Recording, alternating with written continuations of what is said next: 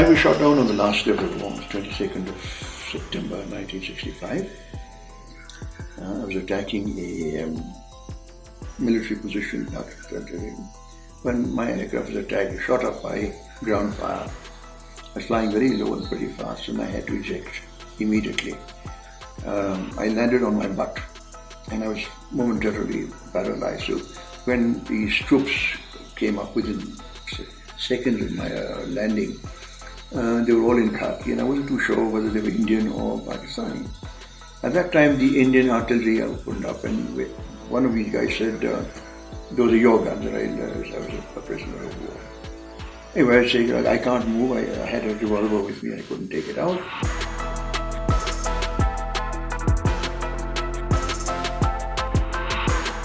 They put me onto a stretcher, took me to the brigade headquarters that I was attacking.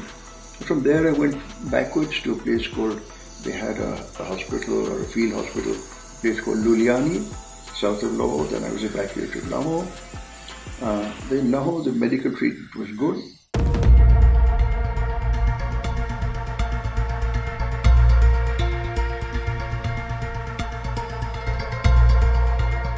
But I was in solitary confinement, and when I was there, the then Army Chief Musa came and sort of said, "How are you? Are you being looked after?" etc. So "Do you want anything?" I said, "Yes, I'd like to be sort of with the other Indian prisoners of war." And then I was put onto a train to this main prisoner of war camp, a fort called Dargai in the northwest frontier, where I was. For the first time, I met other prisoners of war.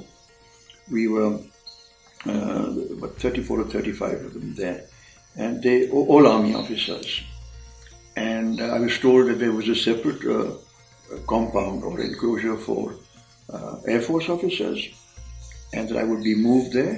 And a third compound, they're all adjacent one to the other, which had only Sikh officers in it. And this entire battalion of officers from that particular battalion had surrendered, and they were certainly given preferential treatment. They were allowed to,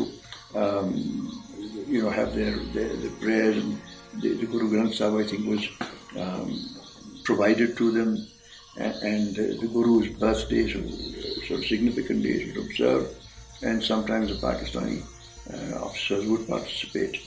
So there were 38 army officers, I use the word, 11 from 4 Sikhs, as 49, and we were 7 Air Force officers who were taken prisoner.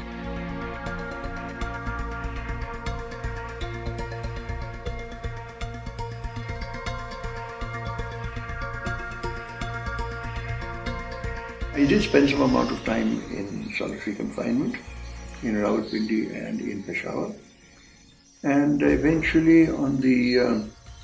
repatriated on the 22nd of January 1966.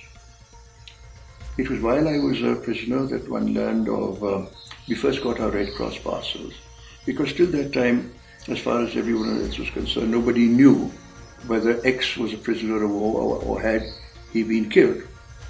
But the moment you were recognized as a POW, your Red Cross parcels came in, and you were then entitled to the princely sum of POW pay about 65 rupees a month, with which they bought your toiletry, and they bought your condiments, and you bought your razai and slippers and things like that.